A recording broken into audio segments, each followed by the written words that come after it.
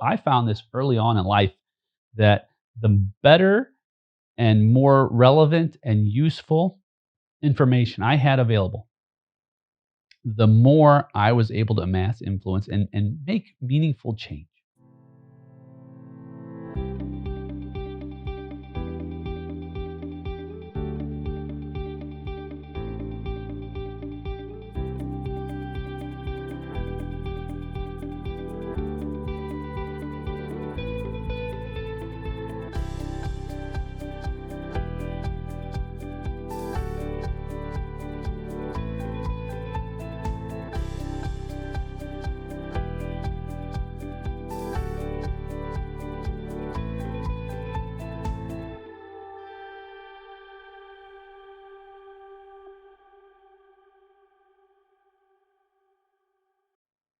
Hello, my friend, and welcome to this Friday episode of A Call to Leadership. I'm Dr. Nate Sala, your host, and I am so glad you are here. Every Friday, we work on one tool for your leadership tool belt. It's just the two of us, no co hosts, no special guests, and really unpacking different aspects of your leadership journey. Perhaps they have been concepts you've thought about, concepts that you've considered, but you really haven't taken the time or identified how they apply to creating a model for influence that leads to a better future state, to progress, because really leadership is so much about progress. And as we embark continually on this journey of leadership, I just want you to know that it is a total blessing and an honor to walk with you as we aim for greatness in serving others, because there are so many ways that we can grow as leaders. And I commend you for taking the time out of your day to increase your value proposition as a leader by investing in yourself, because the self investment is one of the best investments you can make, because it will pay dividends on your journey, on your story, on this great adventure called life. So, as we continue this journey in this series on power, I am just thrilled. We've already gone through 5 social bases of power through a lot of the work by French and Raven, all the way back in the 50s. If you haven't listened to those 5 episodes, you can go back and listen. You don't have to listen to any in particular one first. But this one is just as important as all of the others. This is the power mechanism, not by French and Raven, but by a gentleman named Cartwright. And others have talked about this as well. This is the power source that is easily accessible and has massive, massive impact. It's the power of information. Information power. You say, what's information power, Nate? You've exhibited this, you've experienced this. Anytime that there is data, anytime that there is, simply put, information that is of value to you that someone else has, it has power. And power, as we've said in the series, produces influence, and leadership is the capacity to leverage that influence into action. And again, this is just a quote by one of my colleagues in the academic space, Dr. Justin Gandy, and I'm so glad that he shared that with me years ago, because one way to understand how power manifests itself and creates influence. It's not the only way, but it sure is a good one. Now, what does information power actually mean? How do we manifest or exhibit it? Well, I'm going to give you some examples of information power and how you can utilize it in business and family and life. And I'll start with a very old adage about information power. For those of us who were around before cell phones, before Google Maps, before Siri, you remember when you took a road trip, what you had to do. You had to, and this you can even say before computers, you had to use maps, like real maps, books that told you which interstate to go on, what road to turn on.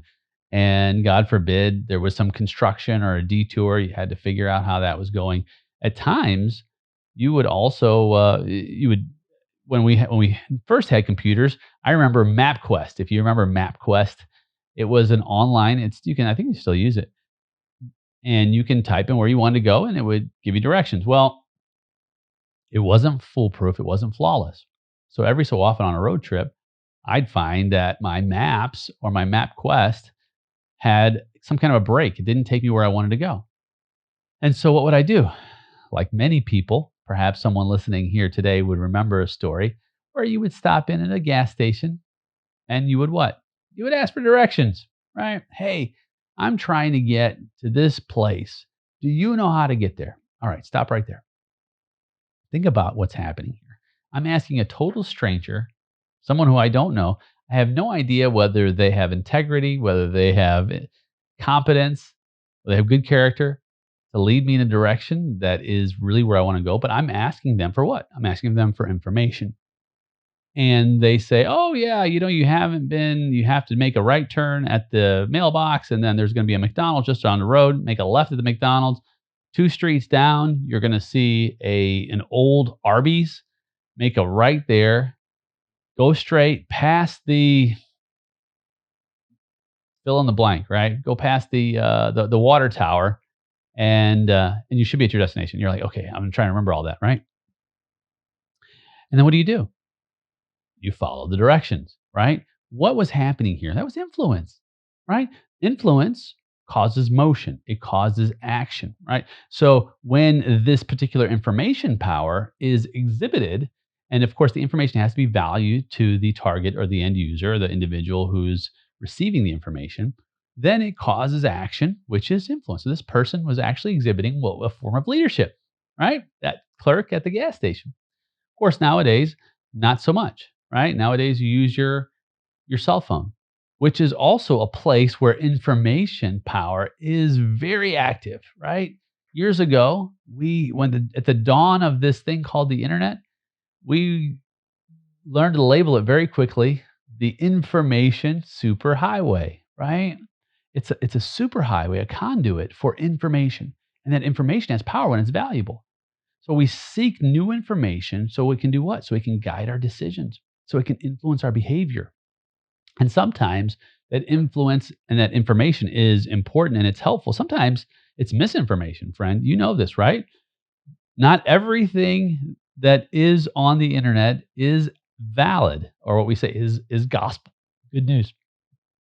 No. Sometimes it's information that's erroneous. Sometimes it's just plain false. Sometimes it's malicious. It can be malicious as well. So you have to know your source. In the case of the gas station clerk, you just you're hoping that that person is leading in the right direction. But you can have the power of information at your fingertips. That information allows you to progress pretty quickly when it's accurate and valid. Think about societies.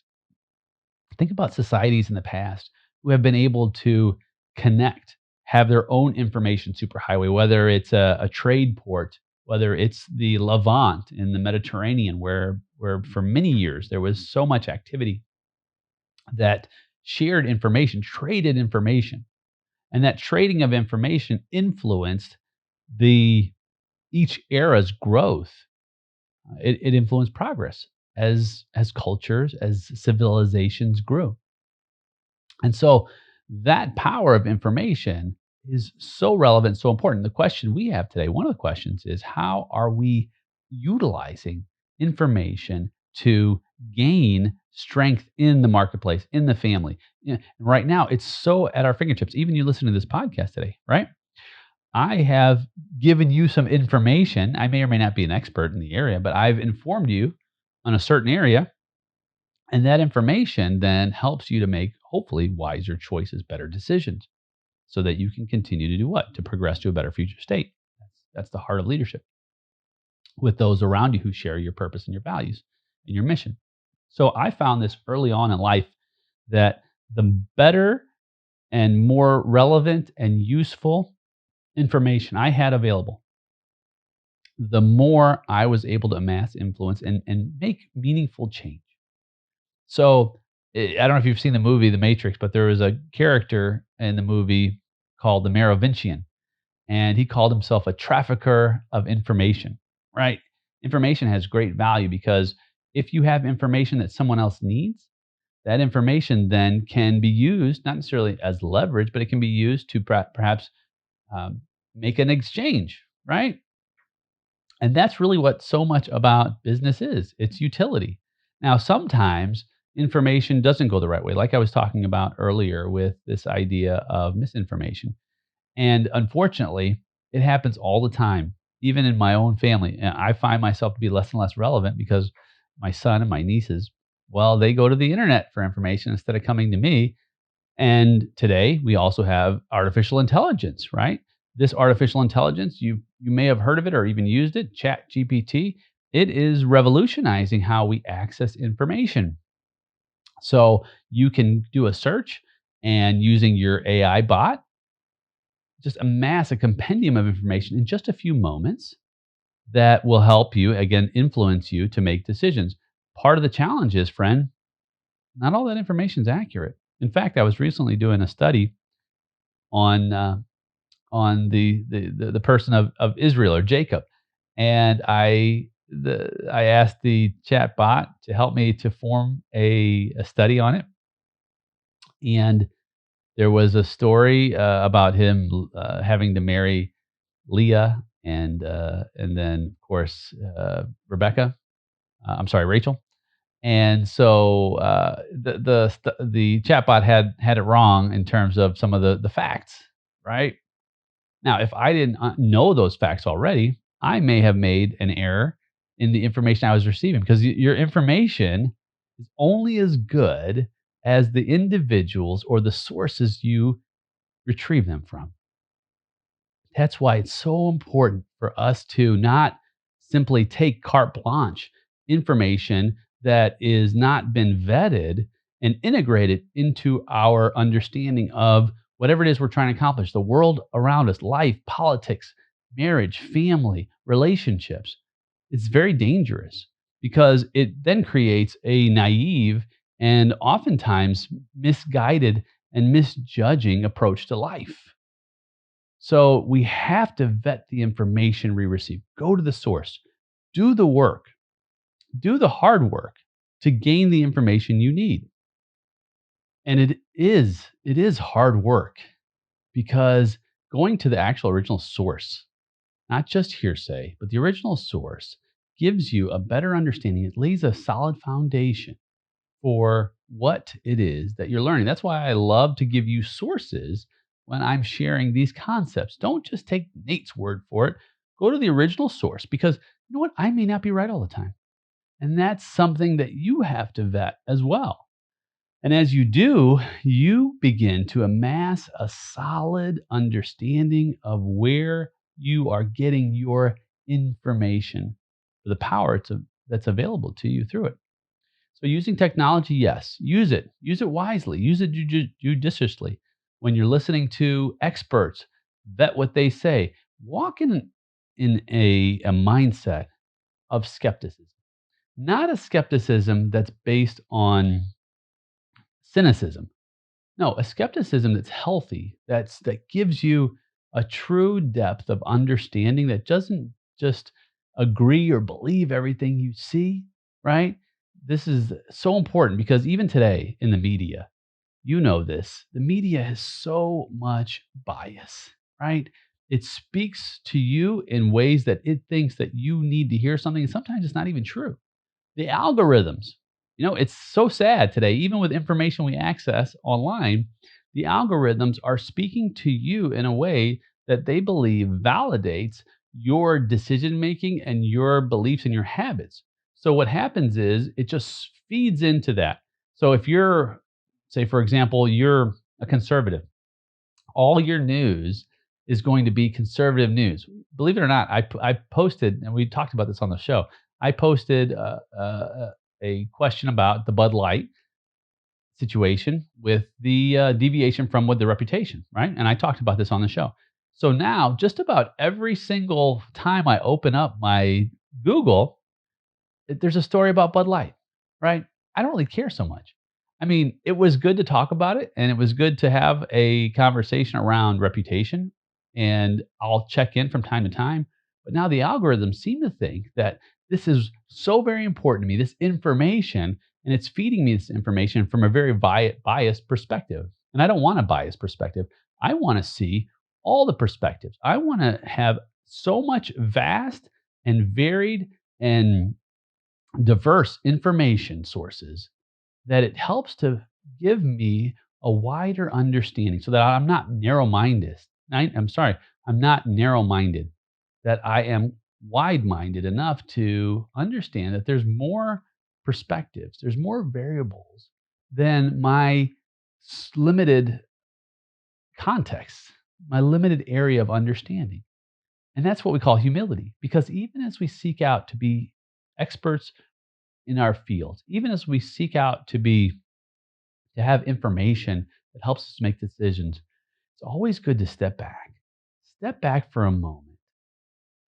Release your bias, release your judgment, and just think about that even other beliefs, other ways of putting things together, other ways of understanding the world around us may have some impact in our own lives.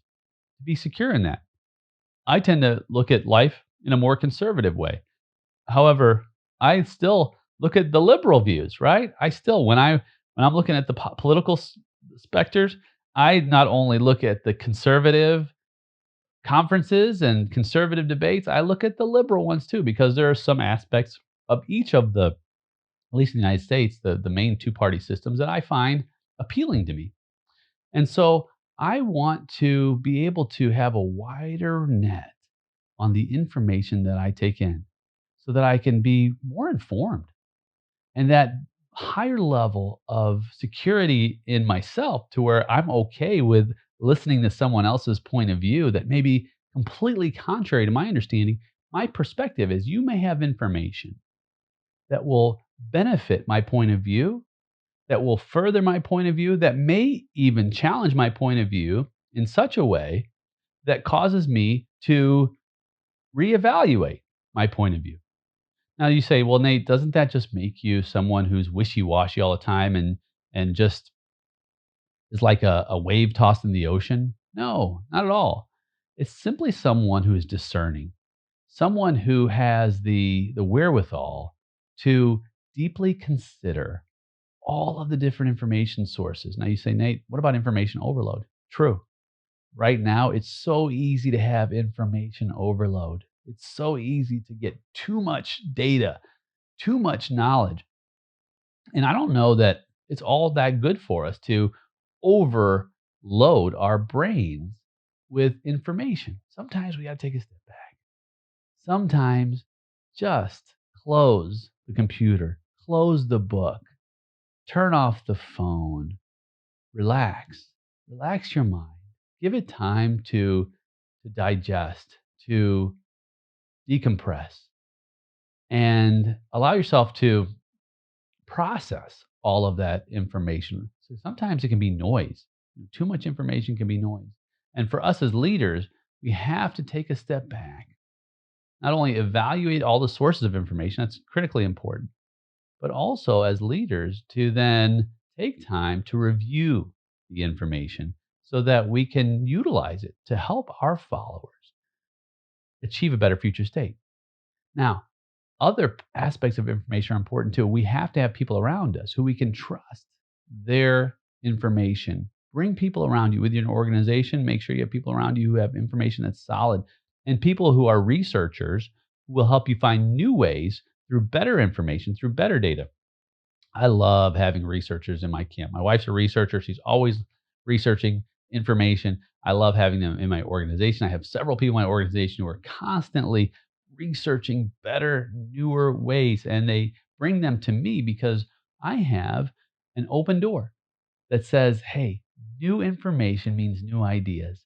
And new ideas are innovation, right? Innovation isn't necessarily the next big thing. It doesn't have to be disruptive. It can just be an idea. And where do ideas come from? Ideas come from information. They come from curiosity. They come from creativity and invention. And so, friend, as you embark on this next day, ask yourself the question, am I a person who is information overload or using it to my best abilities? Well, my friend, that's this episode. I'm so glad you joined me on A Call to Leadership. Well, my friend, we did it. I'm so honored you were able to join me on this episode of A Call to Leadership. Now, this might not be for everyone because you really have to be in a certain place in order to take the kind of steps to level up your leadership. And I want you to be taking steps. If you feel like you're ready for something like this, you can go to our website, greatsummit.com. I'll make sure that's in the show notes. You and I will get to spend some time together and really focus on aiming for greatness.